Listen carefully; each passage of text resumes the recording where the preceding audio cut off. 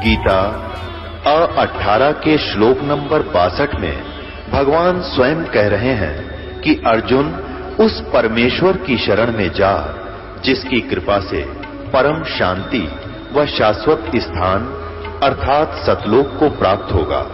वो परमेश्वर कौन है, कहां है, कैसा है, जानने के लिए कृपया अवश्य सुनिए जगत गुरु तत्वदर्शी संत रामपाल जी महाराज के अमृत वचन। सत साहिब दर्शकों, स्वर्ग से भी परे अविनाशी है एक जहान, देवी देवता भी नहीं पहुंच पाए वहां। मिलिए रोपड़ पंजाब के रहने वाले राजकुमार जी से। इन्होंने किए हैं उस सुंदर लोक के दर्शन जिसकी तलाश में थे महान संत, महंत और ऋषिजन। इन्होंने पहले खूब भक्ति साधना की, माता के जागरण किए और विभिन्न गुरुओं की भी शरण ली, पर जिंदगी की दुख तकलीफों और गृह कलेश से मुक्ति नहीं मिल पाई। माता दुर्गा जी को इष्ट रूप में पूज रहे राजकुमार जी को उस साधना से कोई लाभ नहीं मिला, पर पूर्ण संत रामपाल जी महाराज की शरण प्राप्त करने के बाद एक दिन इनके साथ अनहोनी घटना घटी जिसे सुनकर शायद आप भी हैरान हो जाएंगे। इन्हें यमदूत पकड़कर ले जा चुके थे, भयंकर कष्ट दे रहे थे, परंतु पूर्ण संत द्वारा प्राप्त सतमंत्रों का जाप करने से इनको यमदूतों से छुटकारा मिला और नए जीवन की बख्शीश हुई। साथ ही इन्होंने उस अमर अविनाशी लोक के दर्शन किए जिसके बारे में कहा गया है, दास गरीब देश है दुर्लभ, कोई साचा सतगुरु बेले रे। उस दुर्लभ देश के दर्शन पाना राजकुमार जी के लिए सुलभ हो गया, क्योंकि इनके सिर पर आशीर्वाद था उस सच्चे सतगुरु का जो जगत के उपकार के लिए इस पृथ्वी पर विद्यमान है। विश्व के तारणहार संत रामपाल जी महाराज की असीम दया से आज राजकुमार जी सर्व सुख संपन्न हैं। सुनिए राजकुमार जी के जीवन की कहानी इन्हीं की जुबानी। सर नमस्कार। नमस्कार जी। क्या नाम है जी आपका? मेरा नाम राजकुमार और रोपड़ से पंजाब से आया हूँ मैं, डिस्ट्रिक्ट रूपनगर, गांव कोटला निहंग और न्यू कॉलोनी। संत रामपाल जी महाराज से नाम दीक्षा कब ली आपने? मैंने सर 12-15-2017 को ली। क्या करते हैं आप? मैं सर वेल्डिंग का काम करता था फैक्ट्री में। संत रामपाल जी महाराज से नाम दीक्षा क्यों ली? सर ऐसा है कि मैं बहुत सारे पहले भक्ति भी करता था, माता के जागरण करता था, तो हमारे पे कष्ट से कष्ट टूटते जा रहे थे। तो हमारे जो पिताजी थे वो बहुत कई सालों से, मेरे होश संभालने से पहले ही वो निरंकारी पंथ में जुड़े हुए थे। तो मैंने आशुतोष जी महाराज से भी नामदान ले रखा था। तो कहीं ना कहीं वो भक्ति से मेरे को आराम नहीं था मिल रहा, कोई घर में बरकत नहीं थी पैसे की, और वैसे भी हमारे खर्चे पे खर्चा और दुख तकलीफ़ें बहुत थी। और प्रेतवादा ऐसी थी कि हमारे को कि कई बार जागरण करते करते ही वहाँ से ही मेरे को हुआ, तो ऐसा मैं खेलने लग गया था, जागरण में खेलने लग गया। तो कभी कभी इतना क्लेश होना घर में, और कभी कभी मिट्टी का तेल उठा के अपने ऊपर डाल लेना कि मैं मर जाऊंगा। इतना प्रेतवादा से हम परेशान थे बहुत। तो हुआ क्या ही, ऐसे ही कभी कपड़े फाड़ देने, भाग जाना, हमारे पास नज़दीक ही नहर है, कि मैं मर जाऊंगा, मैं नहीं जीऊंगा। तो मेरे 3 लड़के थे सर, 3 लड़कों में से एक मेरा बेटा भी ऐसे ही ब्लड कैंसर हो गया था उसको 5 साल की उम्र में, वो भी मृत्यु को प्राप्त हो गया। तो मैं कहीं ना कहीं ये सोचता था कि भगवान, सभी बोलते हैं कि माता के शुरू से मेरी ना बचपन में माँ मर गई थी सर, मैं 6 महीने की उम्र थी मेरी। तो जो मेरी मदर थी, मेरा सर यहाँ से पूरा गल गया था, यहाँ से हड्डी निकल गई थी कि यहाँ से, तो पूरा डैमेज हो गया था। तो मेरी मदर इसी चक्कर में मर गई कि नहीं ये बचेगा नहीं। तो सर मदर तो मर गई, फिर मैं बच गया। मेरा अमृतसर में ऑपरेशन हुआ इसका। तो मेरे जब मैं होश संभाली तो मेरी मदर की कोई फ़ोटो भी नहीं थी घर में, मैंने को नहीं था पता माँ कैसी होती है। तो सर जी मैंने जब होश संभाली तो मैंने माता दुर्गा को, और मैं यही सोचा कि यही जगजननी है, यही सृष्टि की रचनहार है। तो मैं माता को बहुत मानता था, सबसे ज़्यादा इतना मैं करता था कि जो भी करते हैं माता ही करती है, तो सारा कुछ इतनी भक्ति करता था कि मैं 1-2 बार माता ने मेरे को दर्शन दिए। मैं नैना देवी साल में 2 बार 3 बार और कई बार साल में 1 बार जरूर जाता था। तो जागरण भी करता था मैं। हमारे गांव में जागरण पार्टी थी, तो मैं शुरू से ही जागरण के बहुत मेरा होता, गाने बजाने में रुचि थी। तो जब मैं माता को 1-2 बार मेरे को माता भी दिखाई दी, दर्शन दिए माता ने, तो इतना मतलब मेरे को कोई लाभ नहीं था मिलता। मैं बोलता था कि मैं इतनी भक्ति भी करता हूँ माता की, और मैं निरंकारी पंथ में भी जुड़ा हुआ हूँ। मेरे ससुराल वाले, मेरी शादी भी निरंकारी पंथ के हिसाब से ही हुई थी। तो ये सारा कुछ करते करते मैंने ये छोड़ के मैंने आशुतोष जी के पास भी गया। तो उन्होंने भी जो साधना बताई थी कि ऐसे 2.5 घंटे 3 घंटे बैठना है, नाक कान मूंद के, तो अपनी जीव है जो तालू को लगानी है, तो साधना करनी है, तो आपको परमात्मा की प्राप्ति होगी। वो भी बोलते कि प्रकाश दिखता है, धुनकार दिखेगी, सुनाई उसको सुनना है। तो मैं कहीं ना कहीं ये सोचता था कि परमात्मा हम ऐसे हैं तो परमात्मा कैसा होगा। परमात्मा हमको जिसने बनाया है वो हमारे जैसा ही होना चाहिए, कि ये लोग कैसे बताते हैं कि परमात्मा ऐसा है, परमात्मा ऐसा है। तो मेरे को जचती नहीं थी बात। वो कहीं ना कहीं मैं ये सोचता था कि परमात्मा आप कहाँ हो, कैसे मिलोगे मेरे को। तो इतना कष्ट होते होते आखिरकार मेरे 2011 महीने 17 को 4 तारीख को मैं फैक्ट्री में सेकंड सैटरडे को सुबह चाय पी के काम कर रहा था सीढ़ी पे ऊपर।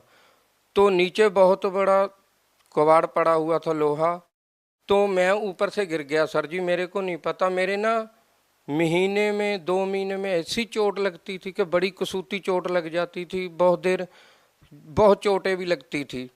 तो ऐसे करते करते मैं क्या, ये भी भगवान मेरे पे इतना कष्ट क्यों आ रहा है, हमारे घर में इतना क्लेश।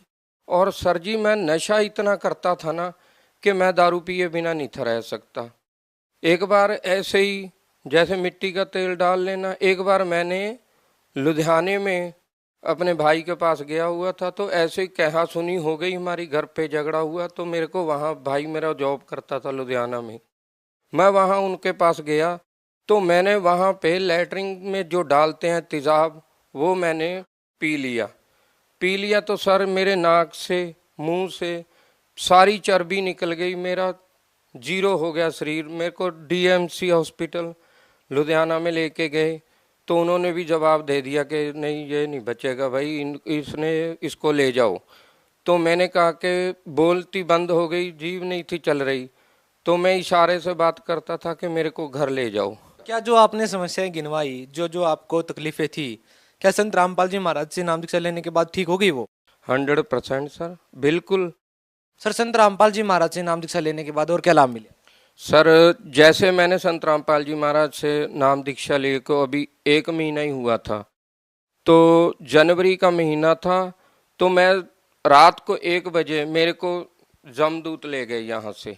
तो वहाँ नरक था, ऐसे कुत्ते टाइप के थे जो जानवर थे, और वो बोल रहे थे। और 2 बंदे मेरे इस बगल खड़े थे, 2 इस बगल। तो मेरे को पकड़ के बोलते कि तुम क्या कर रहे हो, तुम्हारी टाइम, इतनी मेरे को पीड़ा हो रही थी। तो पीड़ा के बीच में तो मेरे को पूछा कि तुम क्या कर रहे हो। मैंने बोला कि मैं माता के जागरण भी करता हूँ, भक्ति करता हूँ माता की, और मैंने निरंकारी पंथ से भी जुड़ा हुआ। मैं अपना आशुतोष महाराज जी के पास भी वो भी भक्ति की है। तो आखिर में जब नहीं मेरी पीड़ा कम हुई, नहीं छोड़ रहे थे, तो फिर याद आया मेरे को कि मैंने तो संत रामपाल जी महाराज से नाम लिया हुआ है। तो मैंने बोला कि मैंने तो संत रामपाल जी महाराज जी का नाम लिया हुआ है। तो बोलते कि संत रामपाल जी महाराज कौन है? मैंने कहा वो तो पूर्ण परमात्मा कबीर साहब के अवतार हैं, कि वो तो वेद शास्त्रों को सारा को खोल के बताते हैं कि भक्ति करनी चाहिए। तो संत रामपाल जी महाराज वहीं प्रगट हो गए। तो संत रामपाल जी महाराज पूर्ण परमात्मा कबीर साहब के अवतार हैं, वो वहीं प्रगट हो गए। प्रगट हुए जब, तो वैसे मेरे को बहुत पीड़ा हो रही थी, मेरे को पकड़ा हुआ था। तो संत रामपाल जी महाराज ऐसे आए, बहुत सफेद वाहन था उनका। तो जैसी वेशभूषा मैंने उनकी चित्र में देख रखी थी वैसे ही। तो मैंने बड़ा सोचा कि गुरुजी तो ऐसे चले गए निकल के, तो मेरे को छुड़ाया तो है नहीं जैसे हमारी आम आदमी की वृत्ति होती है। तो वो तो बताया कि संत जो होता है उसके वचन में शक्ति होती है। तो जब चले गए गुरुजी तो मैंने कहा कि गुरुजी ने तो मेरे को नाम दे रखा है। तो मैंने जो प्रथम मंत्र मेरे को मिले हुए थे 7 मंत्रों से पहले मंत्र है जो, तो मैंने उसका उच्चारण करना शुरू कर दिया जोर जोर से। तो करने वो छोड़ के मेरे को ऐसे गिर गए, पासे हो गए मेरे से। तो जो जानवर ने मेरे को पकड़ रखा था तो मैंने उसको गुरुजी का नाम लेके ऐसे फाड़ दिया। तो जब मेरी आत्मा कड़क से मेरे शरीर में जब डली, तो जब शरीर में डली तो मेरा शरीर काम करना ही बंद कर गया था और पूरा भीगा पड़ा था। मेरी रजाई, मेरा बेड पूरा भीगा हुआ था। तो मैंने कहा हे परमात्मा, मैं तो बच गया आज। फिर मेरा शरीर नहीं था जब काम कर रहा था। मैंने फिर वो सोचा कि गुरुजी ने जब बताया कि जो कोई भी टेंशन हो, कोई भी समस्या आए, तो आपने मंत्र जाप करना है या नित्य नेम करना है। तो मैंने जब देखा कि 3 बज चुके हैं, तो मैंने सर रात को, मेरे को पता है मैं फ़ोन इतनी दूर टीवी के पास रखा हुआ था, तो मैंने कहा मेरा तो फ़ोन ही नहीं है मेरे पास। जब मैंने हाथ ऐसे मारा तो मेरे सिरहाने नीचे फ़ोन था। तो जब मैंने फ़ोन चलाया तो उसमें नित्य नेम सुना मैंने और गुरुजी के स्वरूप देखे, तो मेरा शरीर नॉर्मल हो गया। बिल्कुल नॉर्मल होने के बाद मैंने जब नित्य नेम किया तो मैं सो गया। फिर नित्य नेम करने के बाद उसके बाद गुरुजी आए संत रामपाल जी महाराज और मेरे को वो नज़ारा दिखाया सर, जो मैं आज हर किसी को बता सकता हूँ कि मेरे को संत रामपाल जी महाराज ऊपर ले गए। जो कहते हैं कि भगवान निराकार है, वहाँ कुछ नहीं है। हमारा एज इट इज शरीर ऐसा ही था, बिल्कुल प्रकाशों में ही शरीर था। दूध जैसी नदियाँ चल रही थी, वहाँ सफ़ेद रंग के वृक्ष थे और सफ़ेद ही हंस जैसे इंसान थे सभी, और उड़ के चल रहे थे सभी। ये मैंने जब चमत्कार सारा देखा तो गुरुजी, मेरे को इतनी खुशी हुई कि मैं वर्णन नहीं कर सकता। वो दिन मैं आज भी याद करता हूँ तो मेरे शरीर में अभी भी सर लू कंडे खड़े होते हैं मेरे। इतना परमात्मा ने मेरे को वो दिखाया। आज मैं ये कह सकता हूँ कि मैं जितना भी संत रामपाल जी महाराज जी का शुक्राना करूँ, जितना भी नाम लूँ, क्योंकि मेरे को पता है कि वो पूर्ण परमात्मा कबीर साहब के अवतार हैं। कबीर साहब का ही ज्ञान बता रहे हैं। हम कबीर साहब को एक आम नागरिक, आम एक जान के छोड़ रखा था। तो ऐसे ही एक बार मेरे बेटा है 18 साल का है, रोहित कुमार है उसका नाम। तो वो लैटरिन बैठा था तो रोता बहुत था। मेरे को मेरे घरवाली बोलने लगी कि ये इसको कोई तकलीफ़ है, इसको ले जाओ हॉस्पिटल दिखाओ। तो सर मैं उसको पूछा कि क्या बात है। कहता डैडी मेरे को लैटरिन नहीं आती है, मेरा बहुत बुरा हाल है। सर जी तो मैंने डॉक्टर को दिखाया तो डॉक्टर ने बोला कि इसको तो बवासीर है भाई।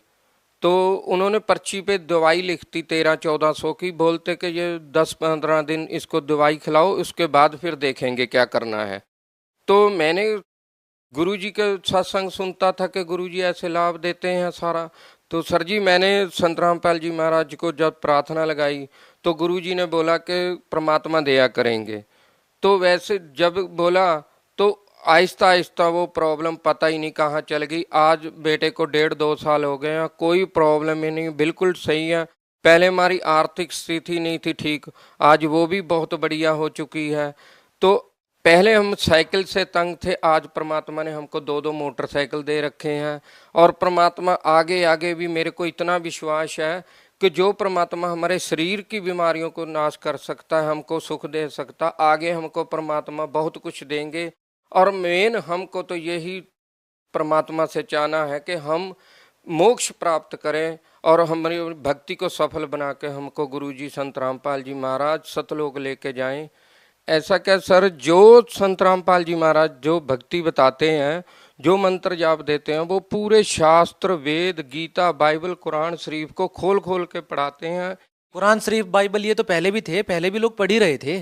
पढ़ रहे थे सर, पर कहते हैं ना जैसे गीता जी में लिखा हुआ है कि वो पूर्ण संत है, जो वो तत्वदर्शी संत है, वो जो तत्व ज्ञान का जो करता है कि हे अर्जुन, जो जो शास्त्र विधि को त्याग के मनमानी पूजा करते हैं उनको ना तो कोई सुख, ना सुवृद्धि और ना ही उनकी गति होती है। तो आपके कहने का मतलब ये है कि जो बाकी के जो संत हैं वो शास्त्र विधि से अलग भक्ति बता रहे हैं। बिल्कुल सर, कोई भी शास्त्रों के कौट भक्ति नहीं बताता इस संसार में, क्योंकि मैंने बहुत जगह जाके देख लिया, मैंने बहुत सत्संग सुने हैं। ये पूर्ण परमात्मा की भक्ति है, इसमें इतनी शक्ति है ना। संत रामपाल जी महाराज जो भक्ति बताते हैं, जो भी हमारे देवी देवते जिनको हम पहले पूजते थे, हम श्राद्ध भी करते थे, पितरों की पूजा करते थे, व्रत भी करते थे, तीर्थों पे जाते थे, मंदिरों में मत्था टेकते थे, जो हमारी समस्या थी वो कभी हमारी टलती नहीं थी। लेकिन ये तो हर संत कहता है कि नशा नहीं करना चाहिए, ऐसा ही संत रामपाल जी महाराज जी भी कहते हैं, तो फर्क क्या है? सर जी, कहने और करने में बहुत फर्क है। नशा तो व्यक्ति को ही छोड़ना पड़ता है ना आखिरकार, नशा चाहते तो आप पहले भी छोड़ देते। नहीं सर जी, ये ऐसा गंदा जो कुआं है ना, इसमें से निकला नहीं जाता, ये लग तो जाता है, छूटता नहीं है। अब कैसे निकल गए आप? अभी जो संत रामपाल जी महाराज जी ने भक्ति बताई है, जो मंत्र जाप दिया है, मंत्र जाप से नशा छूट सकता है? हाँ जी बिल्कुल 100% मंत्र जाप से नशा छूट जाता। तो संत रामपाल जी महाराज का कोई भी अनुयायी नशा नहीं करता क्या? नहीं, बिल्कुल भी नहीं, हाथ तक नहीं लगाएंगे नशे को, करना तो दूर की बात। अच्छा, आपने बताया था कि आपको भूत प्रेत की भी बाधा थी, तो वो कैसे ठीक हुई फिर? सर जी ऐसा है, जब मैंने नामदान ले लिया था तो मेरे को उस टाइम भी ये लगता था कि मेरे को पीछे से कोई मार देगा, ऐसे बहुत देर ऐसे होता रहा, थोड़ा थोड़ा हल्का हल्का, जैसे जैसे मैंने भक्ति प्रारंभ की, करता रहा भक्ति, तो आहिस्ता आहिस्ता वो जो भूत प्रेत की बाधा थी वो अपने आप हट गई, मेरे पीछे हट गई। तो आज मैं बिल्कुल स्वस्थ हूँ, कोई मेरे को तकलीफ नहीं। पहले मेरा वजन 48, 49, 50 यहीं खड़ा था, आज मेरा 63-64 किलो वजन है। बिल्कुल मैं नशा नहीं कोई करता, सारे काम करता हूँ, मेहनत मजदूरी करता हूँ। लोग तो ये कहेंगे ना कि आप आज भी मजदूरी करते हैं, संत रामपाल जी महाराज जी में इतनी शक्ति है, इतनी आपको भक्ति मिली, तो आप अफसर क्यों नहीं बन गए, बड़े आदमी, बड़े सेठ क्यों नहीं बन गए?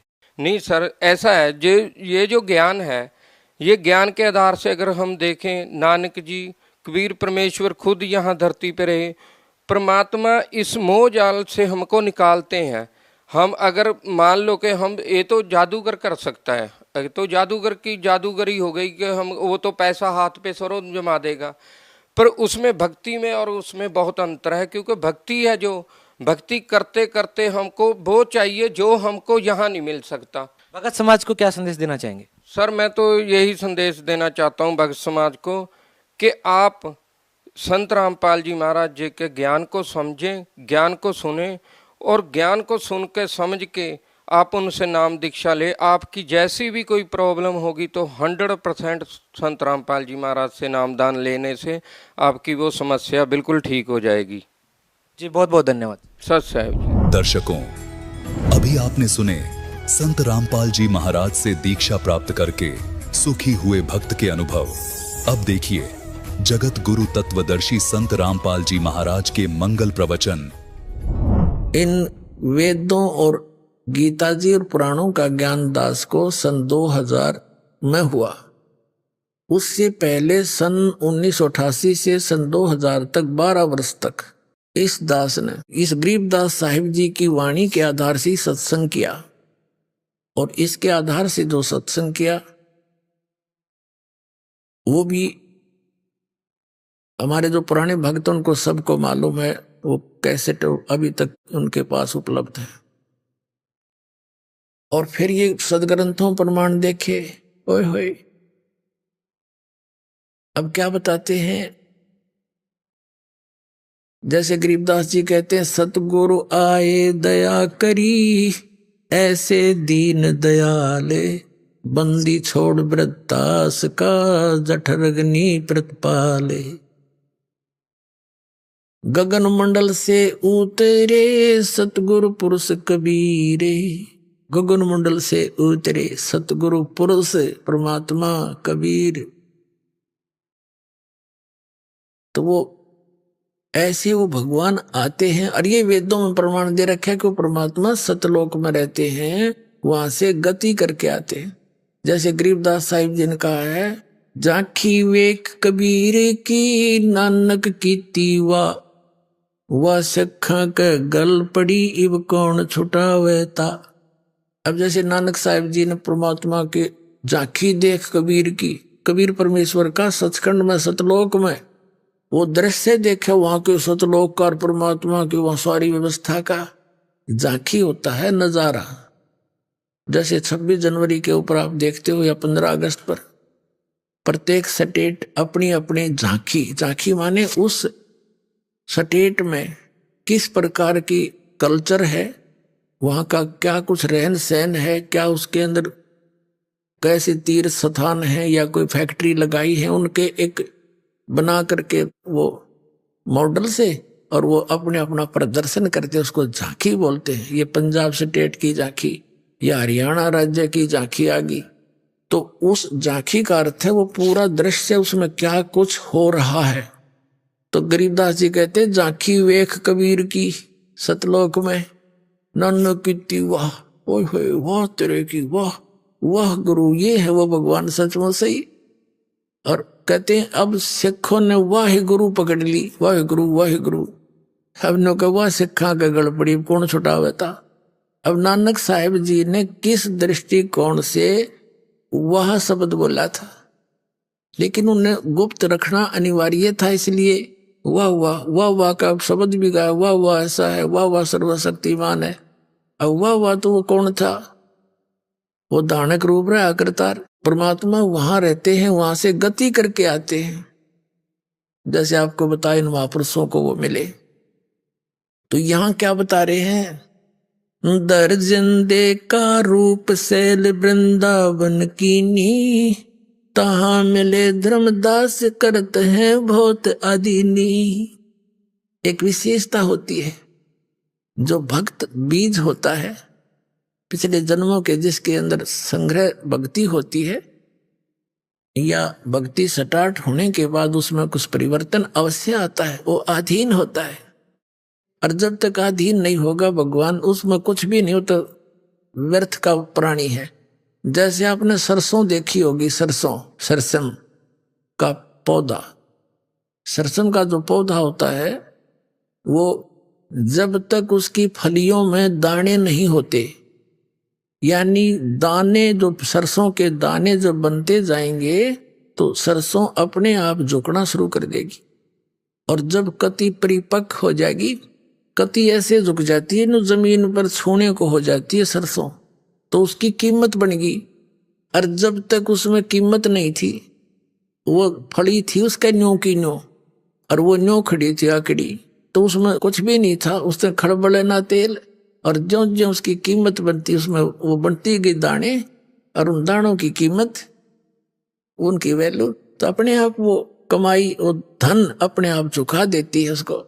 तो ऐसे ही जिन पुण्यात्माओं में कुछ चाहे तो पूर्व जन्म के हो या अब भक्ति स्टार्ट करके फिर वो जो का तो सरसों सी पक जाएगी उसकी, तो उसमें आधीनी होती है। आधीनी के पास है पूर्ण ब्रह्म दयाल, मान बड़ाई मारियो बेअदबी सरका।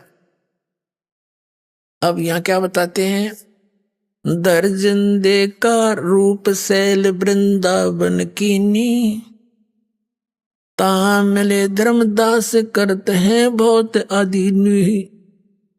जिंदा महात्मा का रूप बना के, जिंदा महात्मा के रूप में आदरणीय नानक देव साहिब जी को मिले थे, जिंदा महात्मा के रूप में आदरणीय धर्मदास साहिब जी को मिले थे, जिंदा महात्मा के रूप में आदरणीय दादू साहिब जी को, आदरणीय मलुकदास साहिब जी को, आदरणीय गरीबदास साहिब जी को, इन्हीं जिंदा महात्मा के रूप में मिले थे। आदरणीय गीसा दास साहिब जी को जिंदा महात्मा के रूप में मिले थे।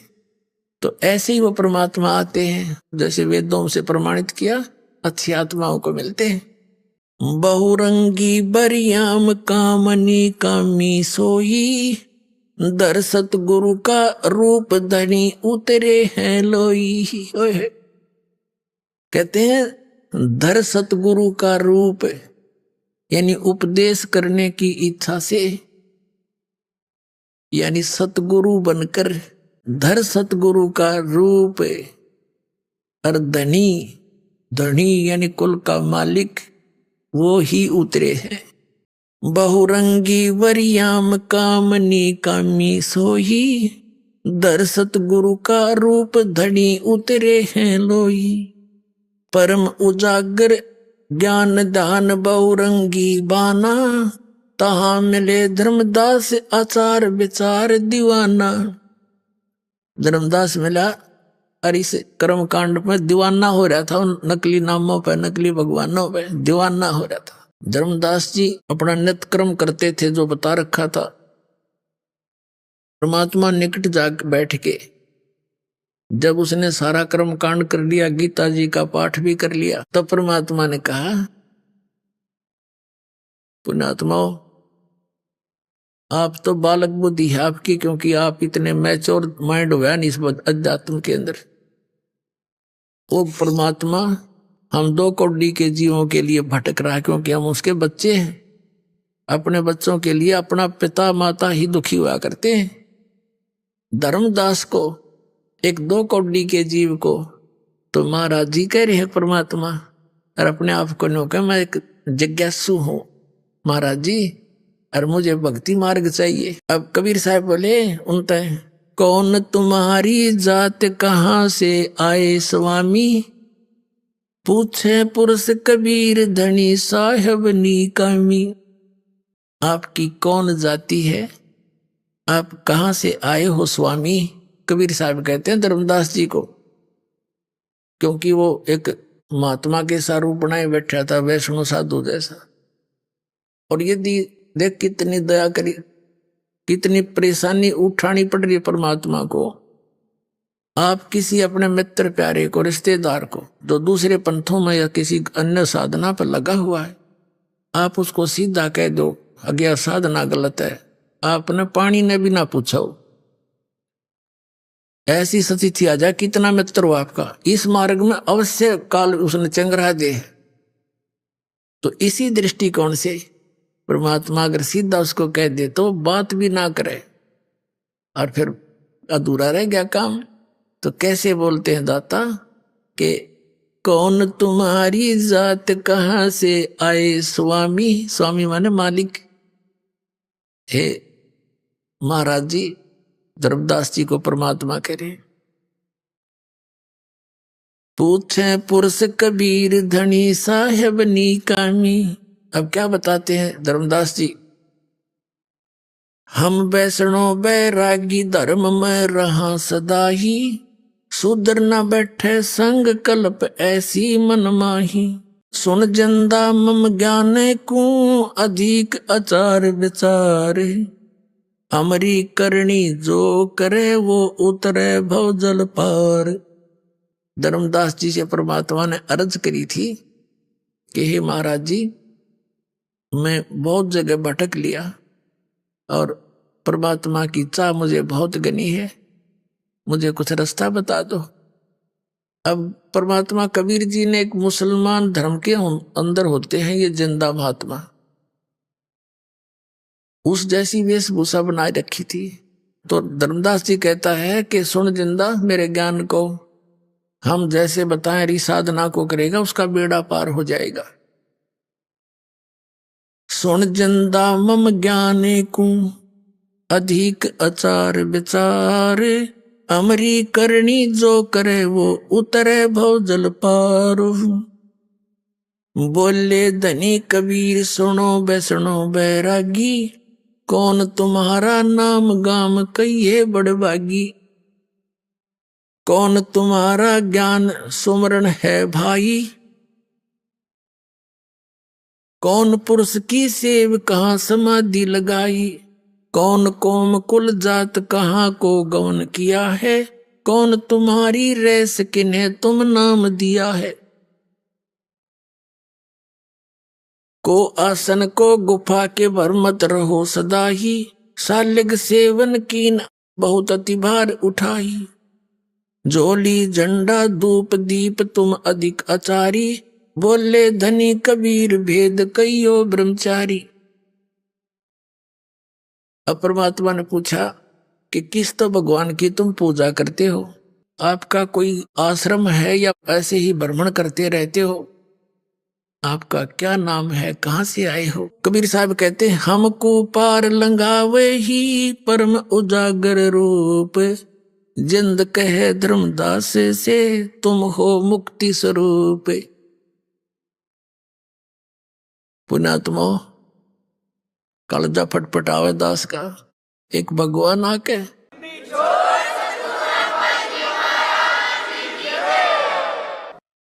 हम नालायकों के लिए कितने भटक रहे हैं। एक 2 कौड़ी के जीव और सामने भगवान बैठ के न्यू कहे, हमको पार लगाइयो और परम उजागर रूप, जिंद कहे धर्मदास से तुम हो मुक्ति स्वरूप। यानी यूं ना कहे तो वो बात नहीं सुने कती कि मेरा बेड़ा पार कर दो, आप तो मन से लागो जैसे आपके पास बहुत बढ़िया ज्ञान है, बहुत अच्छा आपका जो है, मैंने ज्ञान सुना, बहुत अच्छा लगा। अब वो परमात्मा हम जीवों को काल ने कितना दूर कर दिया उस मालिक से, हमारे निकट आने में भी मालिक को कैसे फार्मूले अपनाने पड़ रहे हैं अपने बच्चों के पास आने के लिए, और कैसे फार्मूले अपनाने पड़े ताकि मुझे पहचान सके। इतना जुल्म कर रखा है इस काल भगवान।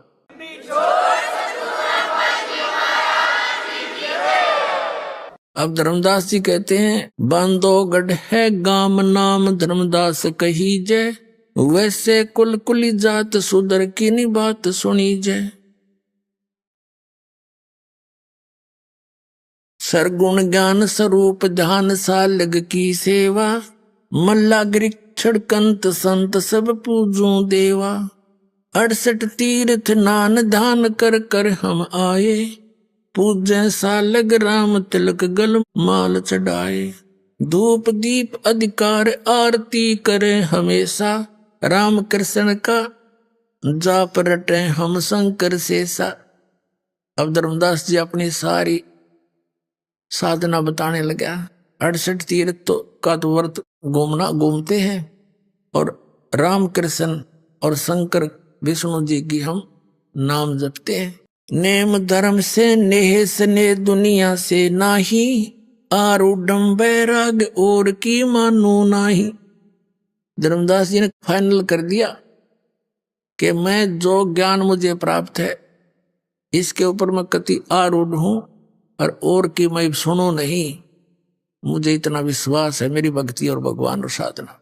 बता, काल ने ऐसा गजब जबरदस्त किला बना दिया हमारे चारों तरफ इस अज्ञान का। लेकिन कबीर साहब कहते हैं, और ज्ञान सब ज्ञानड़ी ये कबीर ज्ञान सो ज्ञान, जैसे गोला तोब का करता चले मैदान। युग तोब का गोला है परमात्मा का ज्ञान, ये सबके किले फोड़ देगा जैसे नकलियां के।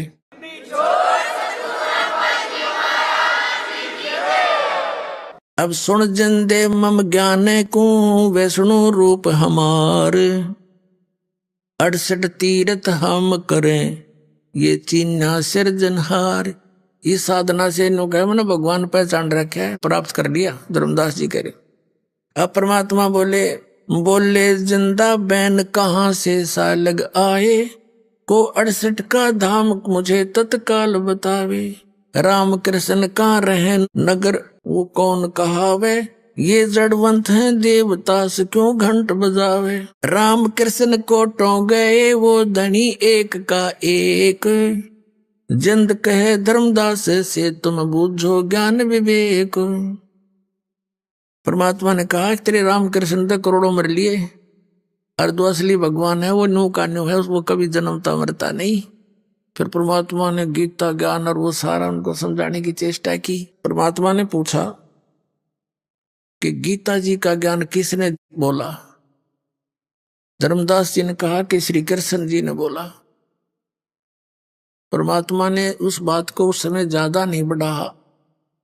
ये परमात्मा उस समय ये कह देते कि कृष्ण जी ने बोला नहीं, यु ज्ञान यु तो काल ने बोला, तो उसको ही वो सुनने को तैयार नहीं होता। तो परमात्मा ने कहा श्री कृष्ण जी कौन है? कहते हैं खुद विष्णु जी थे। अच्छा, विष्णु जी कौन है? सतगुण विष्णु जी, रजगुण ब्रह्मा जी, तमगुण शिव जी, सारी हांबर वाली। जैसे साधना टीवी वालों ने इन शंकराचार्यों से सारी हांबर वाली, रजगुण ब्रह्मा, सतगुण विष्णु, तमगुण शिव जी, खां यही है, और तीनों गुण यही हैं। क्या इनकी जन्म मृत्यु होती है? नहीं, तो हजारों अमर है, और ये इनकी पूजा बताते हैं। और फिर दास ने प्रमाण दिखाई दिए। तुम पुराणों को सत्य मानते हो, पुराणों में तो ये नासवान लिख रखे, खाक पड़ा तुमने पुराणों को। तो इनकी धोती सी धो दी, अब ये बोए नहीं जमेंगे, देख लेना थोड़े दिन में।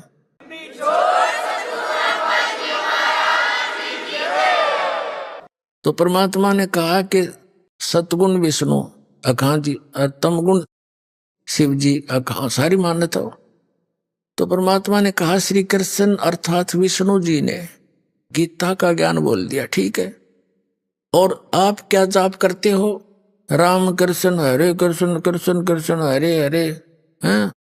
शंकर भगवान ओम नमः शिवाय, ओम भगवते वासुदेव नमाय, नमो राधे राधे श्याम मिला दे। ये मंत्र है तुम्हारे कहाँ जी? सहस्रनामा विष्णु का कहाँ जी? क्या गीता जी में है ये नाम किता है? जब गीता जी को आप एक ऑथेंटिक ग्रंथ मानते हो, सबसे उत्तम ग्रंथ मानते हैं हिंदू धर्म के पुण्यात्माएं, तो जो गीता जी में ज्ञान लिखा है वो किसका है बोला हुआ? भगवान का। जैसे तुम मानते हो तुम्हारे विष्णु भगवान का, वैसे तो किसने बोला हो? तो दास ने क्लियर करे रखा है।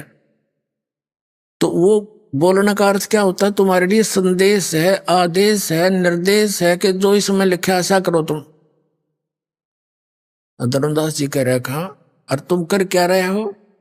गीता जी में है कहीं पर राम कृष्ण कृष्ण कृष्ण हरे हरे सीता राम राधे श्याम मिला दे। फिर ये खाक मंत्र कर रहे हो तुम। गीता जी अध्याय नंबर 16 के श्लोक नंबर 23 में कहा कि शास्त्र विधि को त्याग कर जो मनमाना आचरण करते हैं उनको ना सुख होता है, ना सिद्धि होती है, ना उनकी गति हुई जी। फिर क्यों डले डो रहा है इसके?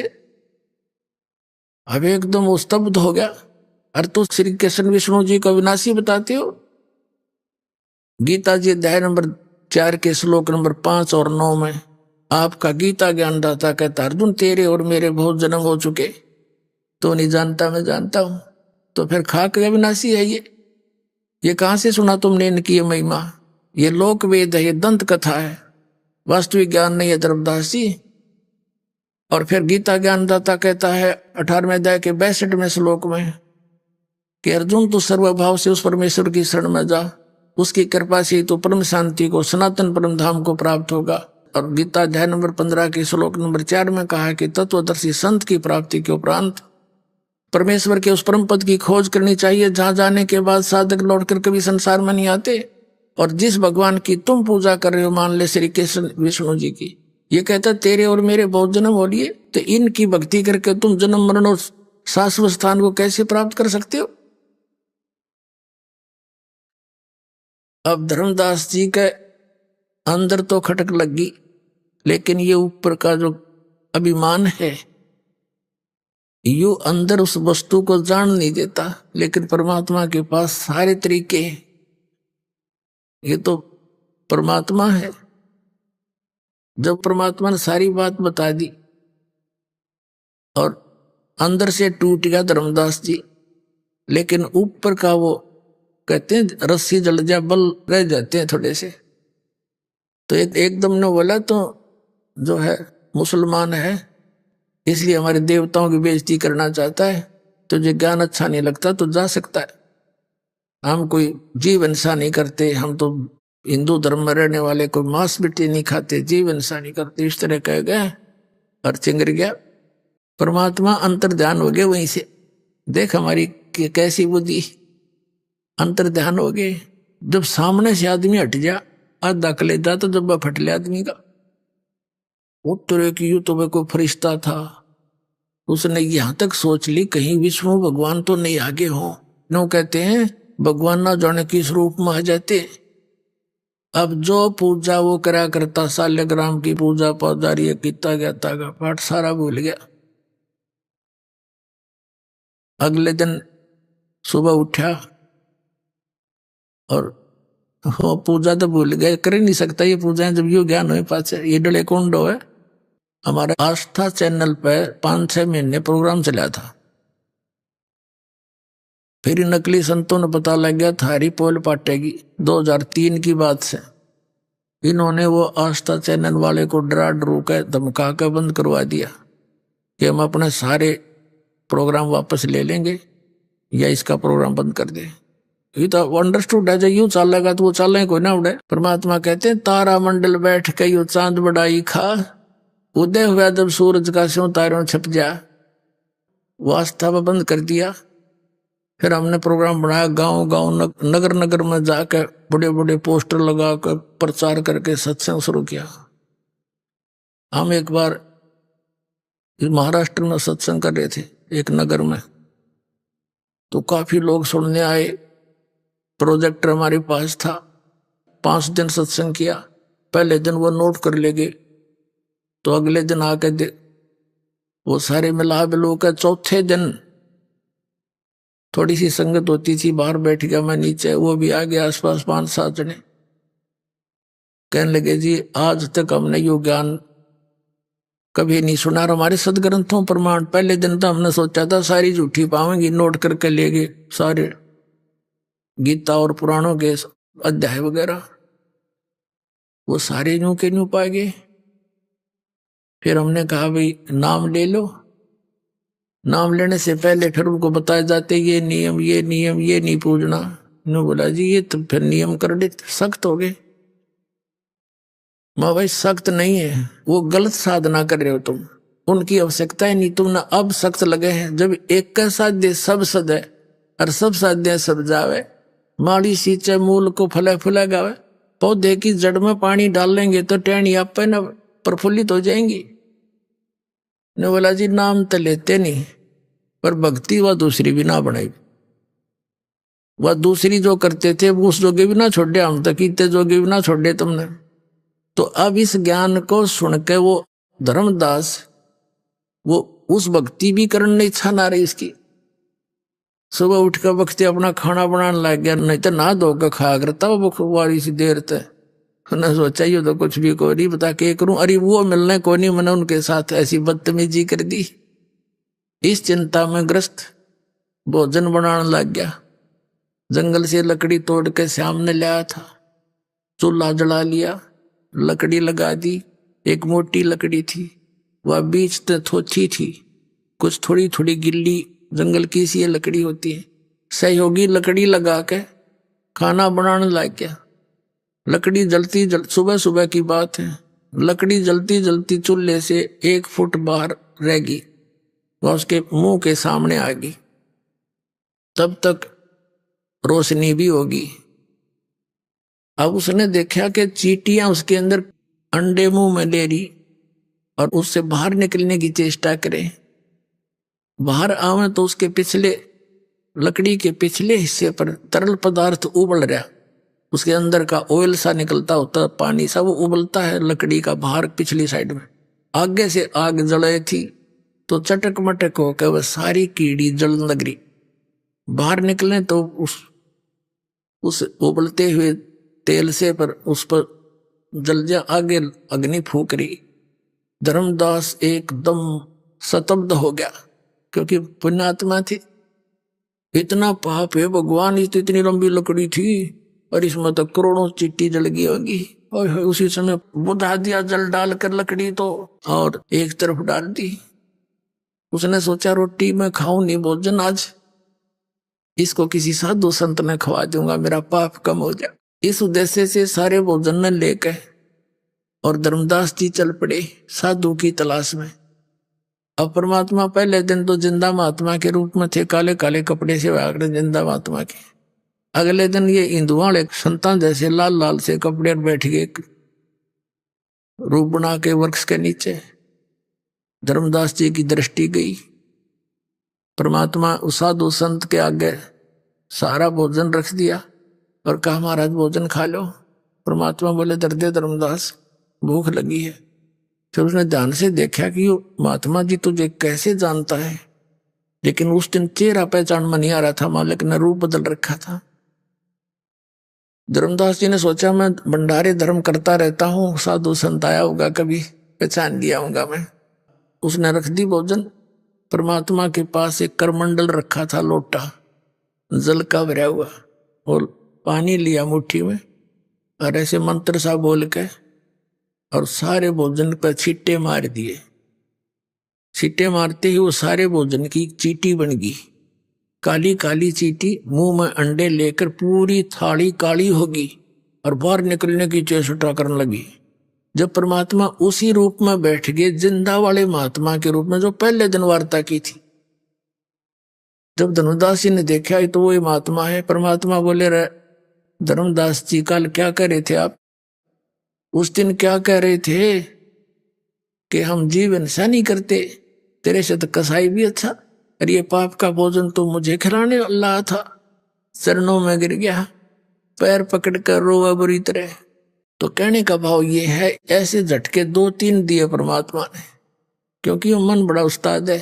सारी बात सुन ले, फिर एक बात ऐसी कह दे जैसे सारी ने फेल कर दे, परमात्मा फिर अंतर्ध्यान हो गया। ऐसे 2-3 बार प्रोग्राम हुआ। अब तड़फ जाएगी गणी, और पुराना रंग था वो भी साथ, यो कचरा अड़े था बीच बीच में, तो परमात्मा अंतर्ध्यान हो गए। अंतर्ध्यान हो गए तो धर्मदास जी मथुरा से वापस चल पड़े अपने घर को, बांधवगढ़ को। वहां से कहाँ जाना था? मथुरा से जाते हैं वृंदावन में, वृंदावन से जाते हैं फिर बरसाने में। बरसाना में क्यों जाते हैं? वहां के जो यात्री हैं कंप्लीट उनकी यात्रा ऐसे बनती है, गोवर्धन की फेरी। अब तो ये अपना पार्ट में करने लग गया, कोई फेरी फेरी करके आ जाए, लेकिन पहले ऐसा कंप्लीट था। और बरसाना गांव में अवश्य जाते थे, क्योंकि वहां की राधा लड़की थी। राधा से सिफारिश लुआने जाते हैं, राधे राधे श्याम मिला दे, वहां ना राधे और ना श्याम, देख बकवाद हमारी। अब परमात्मा कहते हैं, वो धर्मदास जी आंखों में आंसू भर के ऐसे रोए जैसे बालक की मां मर जाया करे, बालक से के माँ बाप मर जा, ऐसा अनाथ महसूस कर रहा अपने आप को। और मैं कितना नीच हूं, भगवान सामने बैठे थे और देखो मैंने कैसे अपनी बकवाद से उनको खो दिया। अब वो कभी नहीं मिले, और वो मिले नहीं, और ये भक्ति में कर नहीं सकता, जीवन नष्ट हो गया, भगवान मेरा था। इस प्रकार वो चल पड़ा। अब परमात्मा क्या बताते हैं?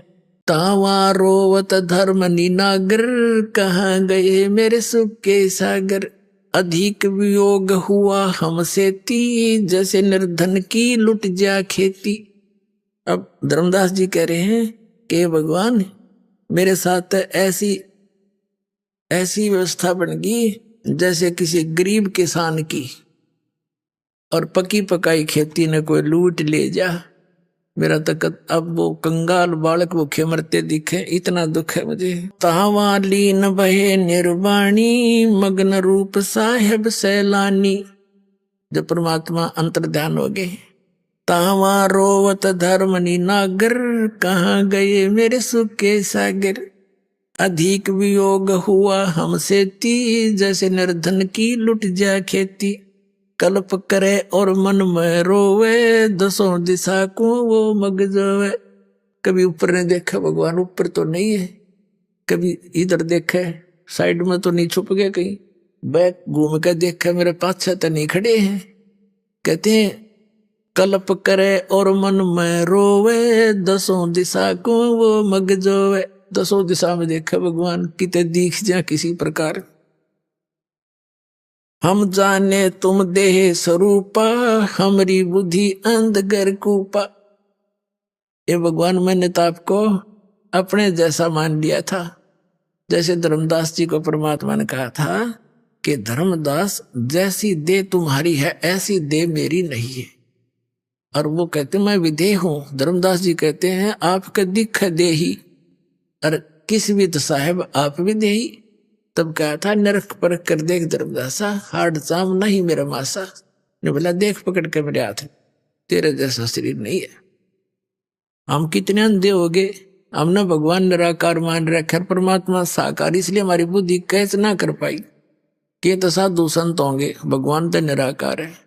जो भगवान ने सारे प्रमाण दिए, जब धर्मदास का विश्वास जब दृढ़ हुआ, जब आंखों सतलोक में देख लिया, हम जाने तुम देह स्वरूपा, हमारी बुद्धि अंधगर कूपा। हमारी बुद्धि तो झेरा कुआ हो गया भगवान, अंधेरा कुआ। हम कैसे समझा आपको। अभी आपने सुने संत रामपाल जी महाराज के मंगल प्रवचन।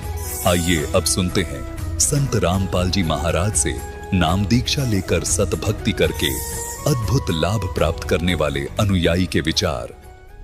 दर्शकों, मौजूदा समय में भारत एक ऐसा देश है जहां हिंदू धर्म के धर्मी लोग काफी बड़ी संख्या में रहते हैं और अपनी अपनी परंपरागत साधनाओं में लिप्त हैं। उन्हीं में से एक थे मध्य प्रदेश के रहने वाले सूरज चौहान जी। हिंदू धर्म के प्रमुख देवता विष्णु जी और शिव जी की पूजा करते थे। इन पूजाओं को करते करते सूरज जी दुख की घड़ी का सामना कर रहे थे। सूरज जी को भयंकर शारीरिक रोग था और मां भूत प्रेतों के प्रकोप से पीड़ित थीं। सूरज जी के जीवन में दुख तो थे, लेकिन दुखों से लड़ने का मंत्र नहीं था। वो सच्चा गुरु नहीं था जो इन्हें दुखों के कहर से बचाकर एक अच्छा और सुखमय जीवन प्रदान कर सके। सूरज जी के जीवन में सुख के दिन तब आए जब इन्हें मिला सत्य आध्यात्मिक ज्ञान।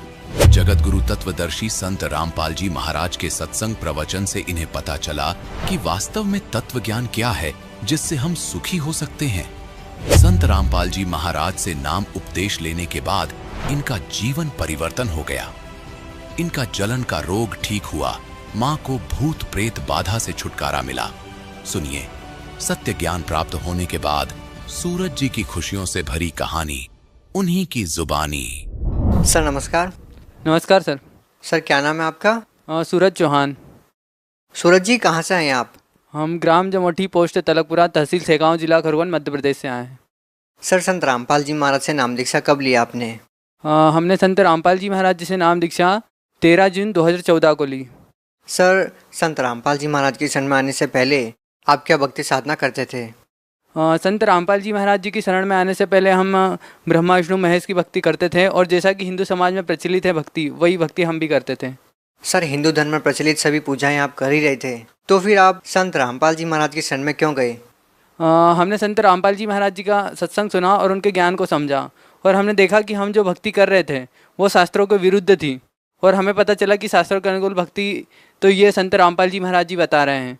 तो हमने इस कारण से वो पुरानी भक्ति त्याग दी और संत रामपाल जी महाराज जी के द्वारा बताई हुई भक्ति हमने ग्रहण की। सर संत रामपाल जी महाराज द्वारा दी गई भक्ति आपने की, तो सर उस भक्ति को करने के बाद आपको क्या लाभ मिले?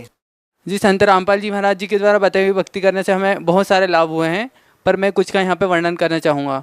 जैसे कि मुझे जब मैंने नाम दीक्षा ली थी उससे पहले मेरे को जलन का रोग था, उस रोग से मैं 1.5 साल से परेशान था और संत रामपाल जी महाराज जी से नाम उपदेश लेने के 2 दिन बाद ही मेरा वो जलन का रोग भी समाप्त हो गया। उसके बाद हमारी माता जी हैं, माता जी को प्रेत बाधा थी, तो वो भी संत रामपाल जी महाराज जी से नाम उपदेश लेने के बाद वो प्रेत बाधा भी समाप्त हो गई।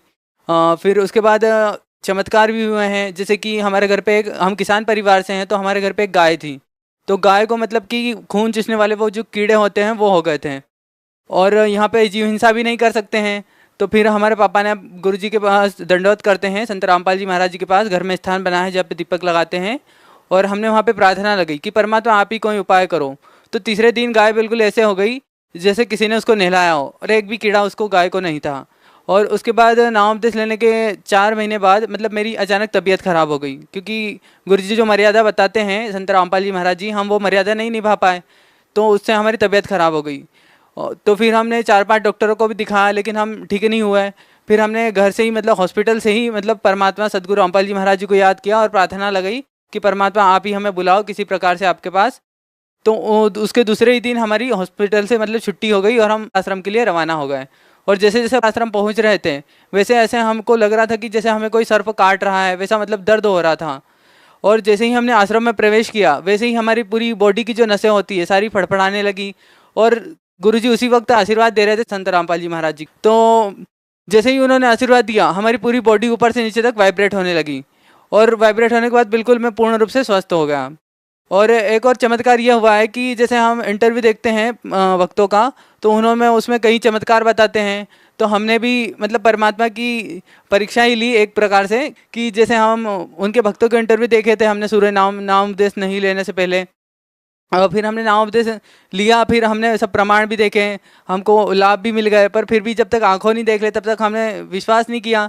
तो हमारे रूम में एक कबीर परमेश्वर जी की एक बड़ी फोटो लगी हुई थी, तो हमने कहा कि आप परमात्मा सत्य हो और आपका भक्ति मार्ग सत्य है और हम इतने नियम से लगे हुए हैं आपके ऊपर, तो आप हमें कुछ चमत्कार दिखाइए। तो मैंने जैसा ही इधर रोते हुए मैंने प्रार्थना करी तो कबीर परमेश्वर जी के मुकुट के ऊपर से श्वेत लाइट आया मेरे ऊपर। सर जैसा कि आपने बताया कि पहले आप हिंदू धर्म में प्रचलित पूजाएं आप कर रहे थे, उसको करने से आपको कोई लाभ नहीं मिल रहा था, और उसके बाद आपने संत रामपाल जी महाराज से नाम दीक्षा ली और उनके द्वारा दी गई भक्ति आपने की तो आपको लाभ मिलने लगा। तो सर इसका क्या कारण है कि पहले आपको लाभ नहीं मिल रहा था और संत रामपाल जी महाराज द्वारा दी गई भक्ति को करने से आपको लाभ मिलने लगे? सर इसके पीछे क्या कारण है? सर इसके पीछे ये कारण है कि जो पहले हम जो भक्ति कर रहे थे वो शास्त्र विधि को त्याग के मनमाना आचरण था। सर यहाँ पर हम ये भी कह सकते हैं कि जो भक्ति आप कर रहे थे, आपकी भक्ति करने की विधि सही ना हो, आपने भक्ति ठीक से नहीं की हो, ऐसा भी तो हो सकता है। नहीं सर, ऐसा नहीं है, क्योंकि जो आम समाज कर रहा है भक्ति हम वैसे ही कर रहे थे और उसी विधि से कर रहे थे। लेकिन जो संत रामपाल जी महाराज जी ने हमें भक्ति विधि बताई है तो वो नाम से भक्ति होती है, उन्होंने नाम से भक्ति करने के लिए हमें बताया है और गीता में भी प्रमाण दिया है कि नाम से भक्ति होती है। जैसे गीता संत रामपाल जी महाराज जी बताते हैं गीता अध्याय 8 के मंत्र 13 में कि ओम इति एकाक्षरम ब्रह्म व्यवहारन माम अनुसरणम यह प्रयाति त्यजन देहम सहयाति परमाम गतिम, की अर्जुन मेरा तो एक ओम मंत्र है, तू युद्ध भी कर और इसका जाप भी कर। तो ऐसे ही हमारे संत रामपाल जी महाराज जी ने हमें ये भक्ति विधि बताई है कि आप काम करते करते इन देवी देवताओं से लाभ लेना है तो ये नाम का जाप करो, इससे ही आपके रोग भी दूर होंगे और इससे आपका मोक्ष भी होगा। सर जैसा कि आपने बताया कि संत रामपाल जी महाराज द्वारा दी गई भक्ति को करने से आपको बहुत सारे लाभ मिले, सर आप संत रामपाल जी महाराज के अलावा किसी और संत से भी नाम दीक्षा लेते तो आपको फिर भी लाभ मिल सकते थे? सर हमने कई सारे संतों के प्रोग्राम भी सुने और उनके सत्संग भी सुने हमने, पर जो ज्ञान हमें संत रामपाल जी महाराज जी ने बताया ऐसा किसी अन्य संत ने नहीं बताया। वो जो संत बताते थे तो वैसे ही मतलब जैसे पारंपरिक कथाएं सुनाते थे राम सीता की या श्री कृष्ण जी की, वैसे ही जीवन लीला बताते थे, पर उनका जो वास्तविक भक्ति जो जैसे करनी चाहिए जिससे मोक्ष हो वो किसी ने नहीं बताया, जो संत रामपाल जी महाराज जी ने बताया वेदों के अनुसार और गीता के अनुसार। सर आप संत रामपाल जी महाराज को व अन्य संतों को किस प्रकार से भिन्न पाते हैं, किस प्रकार से अलग पाते हैं? संत रामपाल जी महाराज जी शास्त्रों के अनुसार ज्ञान बताते हैं और अन्य संत जो हैं वो अपने मतलब अनुभव बताते हैं और उनके अनुसार वो सुनी सुनाई कथाएं बताते हैं और वो किसी अन्य शास्त्रों में प्रमाण भी नहीं देते हैं जिन्हें हम मानते हैं। जैसे कोई गीता के अनुसार भक्ति भी नहीं बताते हैं, मतलब बताते तो हैं गीता की खूब महिमा, पर उसमें लिखा क्या है वास्तविकता ये तो संत रामपाल जी महाराज जी से पहले किसी ने नहीं बताया। और वेदों का भी हम हिंदू धर्म में सिर्फ हमने नाम सुना था, लेकिन उनमें क्या लिखा है, सृष्टि की रचना कैसे हुई, ब्रह्मांड कैसे रचे गए, ये आज तक किसी भी संत ने नहीं बताया जो सदगुरु रामपाल जी महाराज जी ने बताया हमें। क्यों ना आप किसी और संत से नाम दीक्षा ले लें? किसी और से नाम उपदेश लेने का सवाल ही नहीं उठता है, क्योंकि सर जो ज्ञान जो है संत रामपाल जी महाराज जी का, हमने तो उनको ज्ञान को समझा था और शास्त्रों के अनुसार हम उन्होंने जो साधना बताई थी हम शास्त्रों के अनुसार ही भक्ति कर रहे हैं। और किसी अन्य संत के पास फिर जो शास्त्र विधि को ताकि मनमाना आचरण बता रहे हैं तो उनसे कैसे नाम दीक्षा ले सकते हैं हम? तो हम शास्त्रों के अनुसार ज्ञान भक्ति से जुड़े उनसे और उससे हमको लाभ भी मिल रहा है, तो फिर हमारा तो पहले से भी और अधिक विश्वास है संत रामपाल जी महाराज जी के ऊपर। सर जैसा कि हम देखते हैं कि लगभग पूरे भारतवर्ष में आज की जो युवा पीढ़ी है वो नशे की गिरफ्त में है, आप उन लोगों को क्या कहना चाहेंगे जो लोग वो इतनी छोटी सी उम्र में नशा करते हैं और अपनी लाइफ को बर्बाद कर रहे हैं? आप उन लोगों को क्या कहना चाहेंगे, उनको क्या संदेश देना चाहेंगे? मैं उन लोगों से ये कहना चाहूँगा कि जो बहुत ही कम उम्र में नशा करते हैं, नशा करने से क्या होता है कि हमारा एक तो शरीर भी खराब होता है और आध्यात्मिक शारीरिक रूप से भी हानि होती है और आध्यात्मिक रूप से भी उसमें हानि होती है। यदि हम छोटी सी उम्र में नशा करने लगते हैं तो उससे हमारा क्या है कि धीरे धीरे मतलब मस्तिष्क और याददाश्त भी कमज़ोर हो जाती है नशा करने से। और भी इसके कई सारे अवगुण हैं, लेकिन आध्यात्मिक इसके अवगुण भी बहुत सारे बताए गए हैं संतों ने। तो मैं उन भक्तों से या मतलब उन लोगों से निवेदन करना चाहता हूँ कि जो नशा करते हैं वे संत रामपाल जी महाराज जी के ज्ञान को सुने और उनके विचारों को सुने और उनको अपने जीवन में धारण करें, जिससे उनका नशा भी छूट जाएगा और उनके भविष्य में जो भी समस्याएं होने वाली होंगी वो भी उस ज्ञान से और उनकी भक्ति से छूट जाएगी। जी बहुत बहुत धन्यवाद आपका। धन्यवाद सर।